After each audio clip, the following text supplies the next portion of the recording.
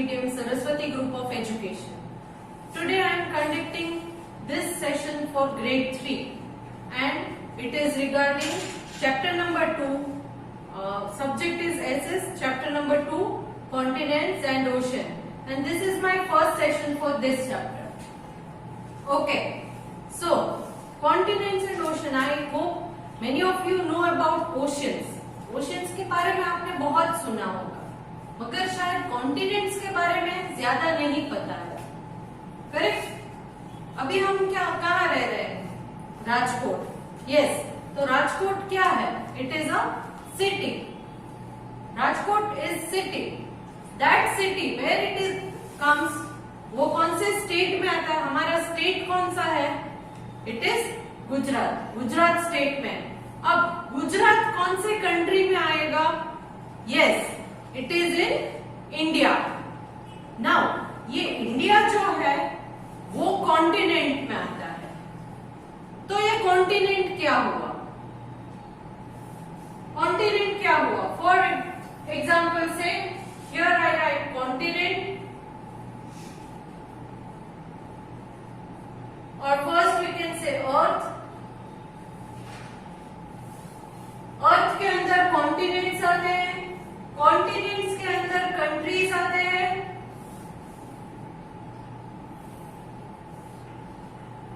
Countries के अंदर states आते हैं,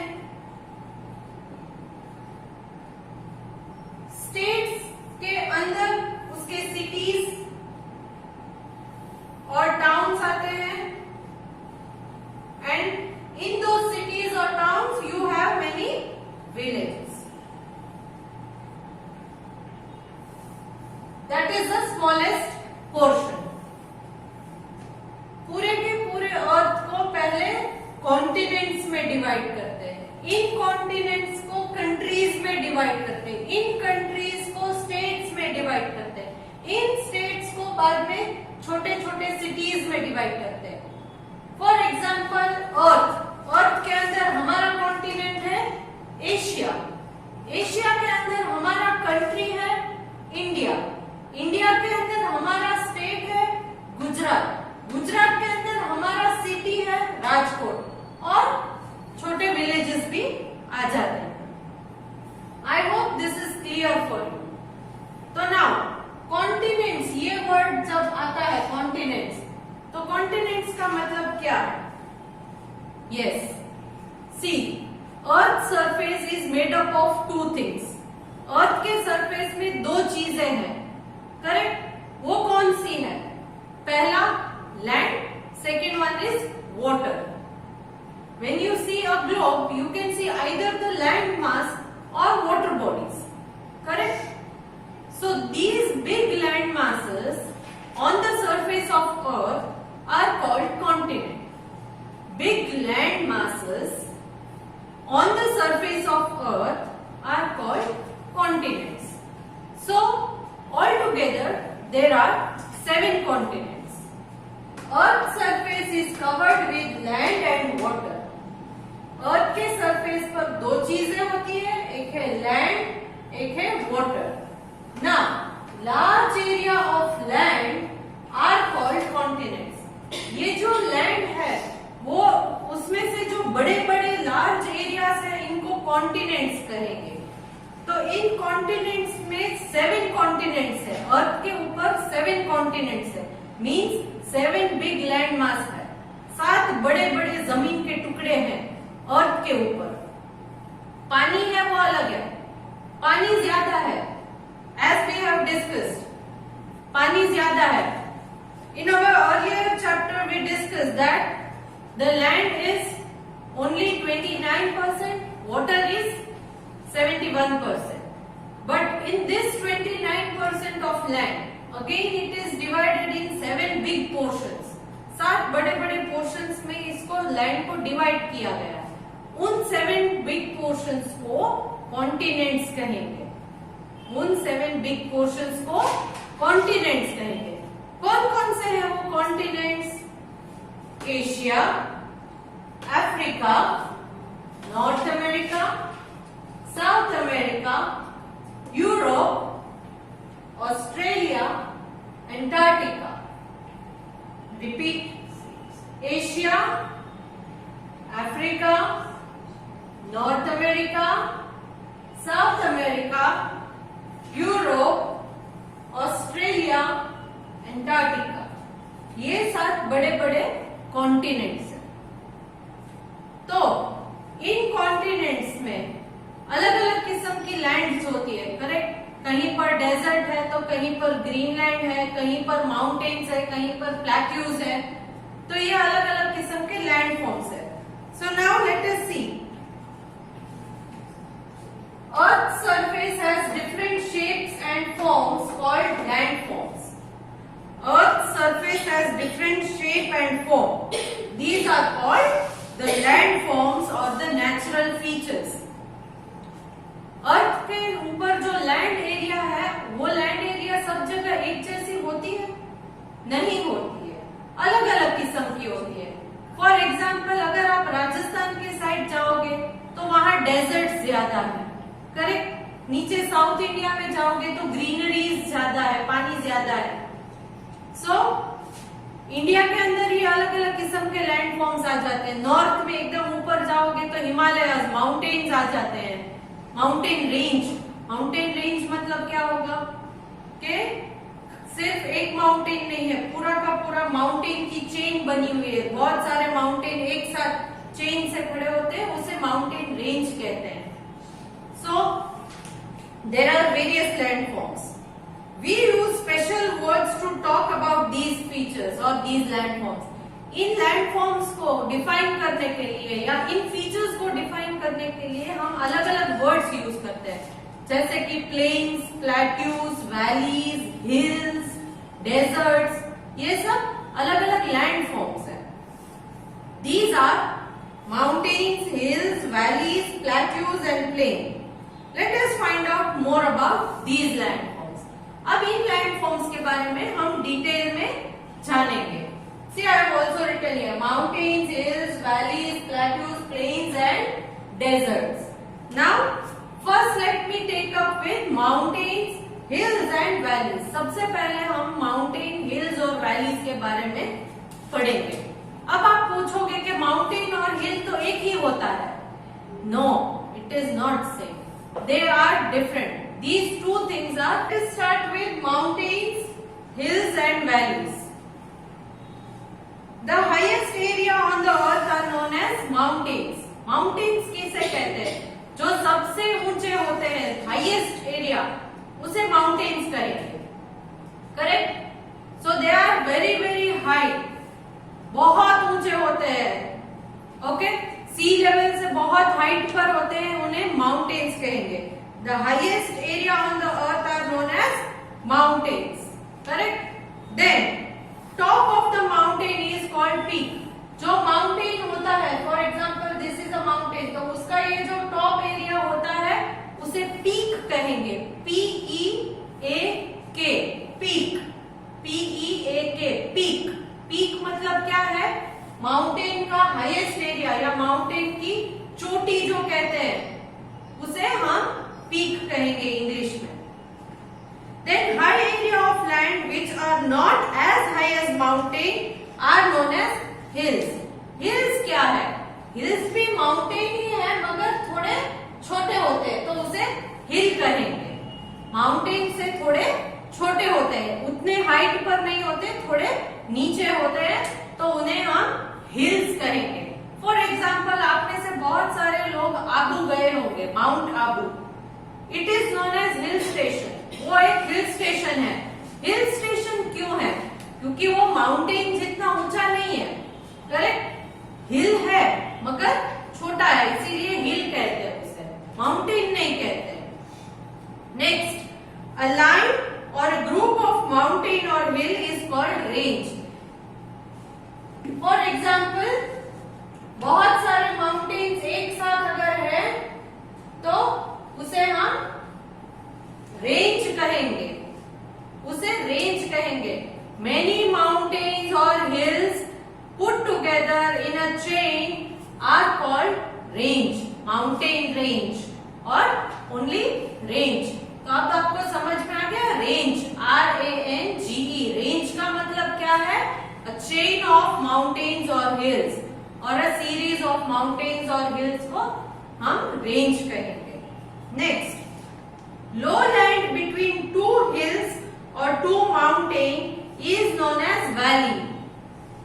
टू माउंटेन्स के बीच में ये जो लो लैंड आती है, दिस एरिया, टू माउंटेन्स के बीच में जो ये लो लैंड आती है, this area is called valley. उसे वैली कहेंगे। दो माउंटेन्स या दो हिल्स के बीच में थोड़ा नीचे वाला जो एरिया आ जाता है, इस तरफ और इस तरफ दोनों साइड से माउंटेन या हिल है, मतलब हाई एरियाज है, बीच में लो लैंड आती है, तो उस लो लैंड को वैली कहते हैं।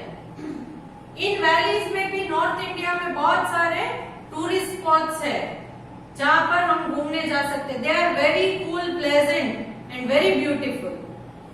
Okay, so now I hope you are clear about these points. Mountains first we talked about, that is highest area on the earth's surface is known as mountain. Highest area on the earth's surface is known as mountain. Then we talked about the top of the mountain. The top of the mountain is called the peak. Top of the mountain is called the peak. Then high area of land which are not as high as mountain are called hills.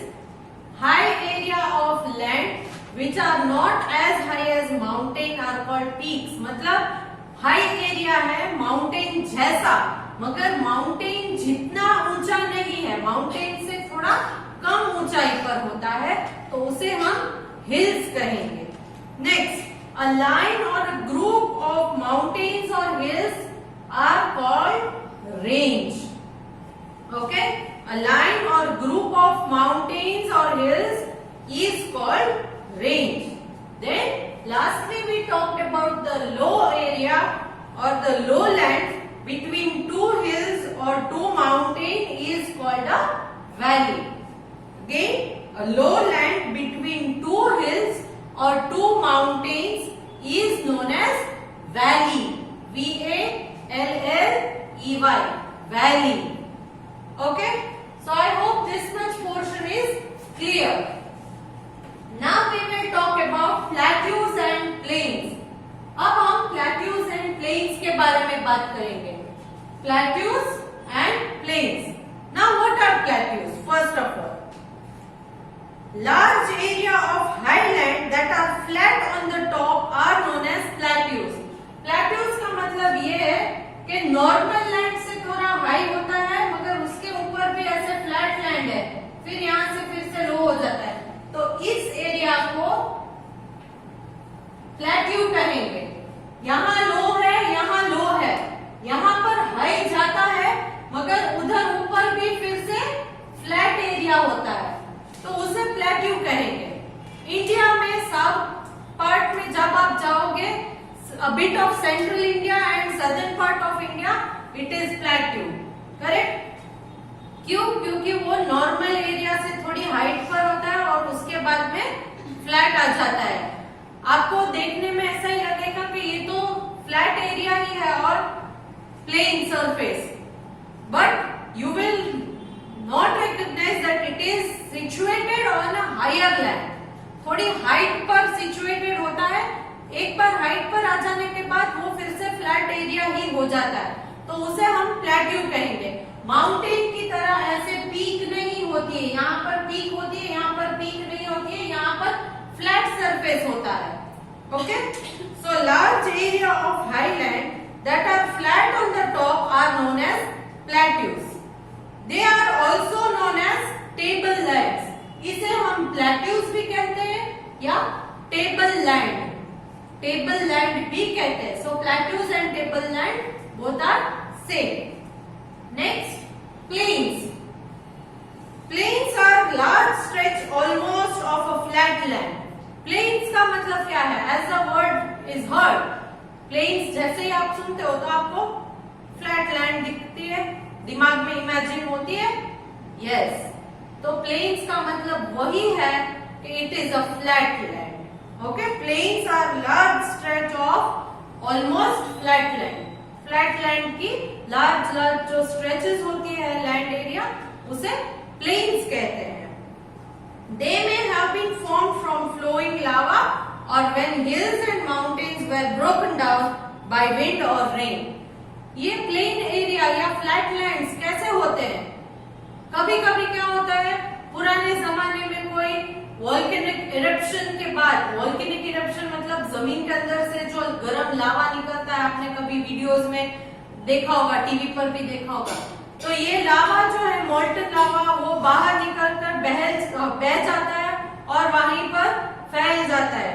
So it is because of either flowing lava, हो सकता है flowing लावा, sure नहीं है, हो सकता है, और when the hills or the mountains are broken down by the wind or rain, कभी कभी बहुत सालों तक, millions of years, thousands of years के लिए एक ही माउंटेन पर either because of rain or due to heavy wind ये broke down हो जाते हैं। आपने सुना होगा कि कभी कभी बारिश के सीजन पर माउंटेन्स जो है वो टूटकर रोड के ऊपर आ जाते हैं, लैंडस्लाइड, सुनिए ना।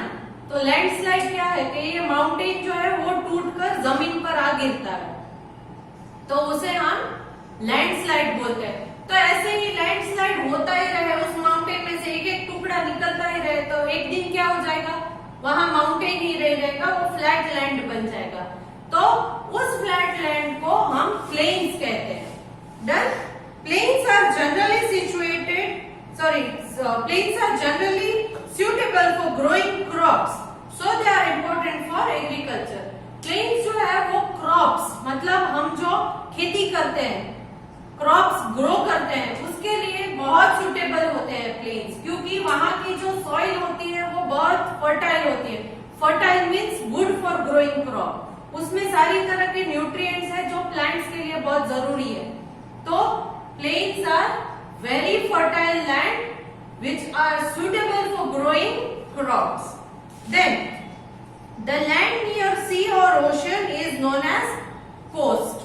Coast के बारे में हम ये बोल सकते हैं कि जो दरिया किनारा होता है, जैसे कि हमारे यहाँ गुजरात में सोमनाथ है, पोरबंदर है, ये सब जो है उन्हें हम कोस्ट कहेंगे। They are situated near the ocean or sea. Coastal plains are the flat areas or land near the sea. Coastal plain का मतलब क्या है? जो कोस्टल एरिया है, मतलब कि दरिया के पास या सी के पास, ओशन और सी के पास जो एरिया है, मगर वो फ्लैट एरिया है, तो उसे हम कोस्टल प्लेन कहेंगे। These are generally sandy. Coastal planes जो है वो सैंडी होते हैं। क्यों? क्योंकि ओशियंस की, जो ओशन के पास अगर आप गए हो तो आपने देखा होगा कि सैंड होते हैं, सैंड, करेक्ट, रेती, हाँ, उस रेत का भरा हुआ होता है। So coastal plains are normally having sandy land, वहां की लैंड में सैंड ज्यादा होता है, because they are situated near the sea और ocean. And lastly let me talk about desert. अब हम डेजर्ट के बारे में पढ़ेंगे। डेजर्ट, आपको डेजर्ट बोलते ही दिमाग के अंदर राजस्थान का आ जाता है, करेक्ट, राजस्थान या कच्छ, भुज, ये सब डेजर्ट एरियाज है। Now deserts are those areas of land which receive very little rainfall and where very few plants or trees grow. ये डेजर्ट क्या है? डेजर्ट ऐसे एरियाज हैं जहां पर बारिश नहीं होती, या होती भी है तो बहुत कम होती है। तो क्या होता है, वहां की लैंड जो है वो एकदम ड्राई हो जाती है। ड्राई होने के कारण वहां पर प्लांट्स नहीं ग्रो करते हैं, प्लांट्स नहीं ग्रो करते हैं। Next, most deserts are very hot and dry. For instance the Thar desert in the western part of India. Desert जो है वो बहुत ही हॉट और ड्राई होते हैं, जैसे कि हमारे इंडिया में थार डेजर्ट है वो, correct. Some deserts can also be cold, कभी कभी कोल्ड डेजर्ट्स भी होते हैं, because they are situated somewhere near the poles और cold deserts. Those areas which are covered by snow throughout the year are called cold deserts. So nothing can grow there. Cold desert क्यों होता है? Desert में हम, जैसे कि हमने पढ़ा कि डेजर्ट में कुछ भी ग्रो नहीं होता है ज्यादा, क्यों ग्रो नहीं होता है? क्योंकि वहां पर वाटर की अवेलेबिलिटी नहीं होती है। प्लांट को ग्रो करने के लिए sand, water and sunlight is necessary.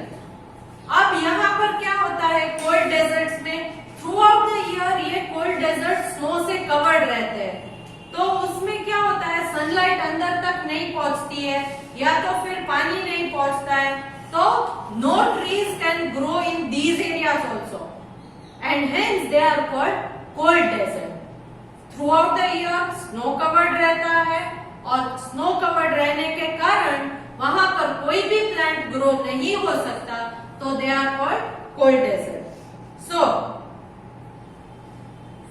I explained you regarding plateaus and plains and the desert. Plateaus मतलब high area which is flat from the top. Then we talked about plains. Plains मतलब flat area. Plains are very good for growing crop, very fertile, suitable for growing crop.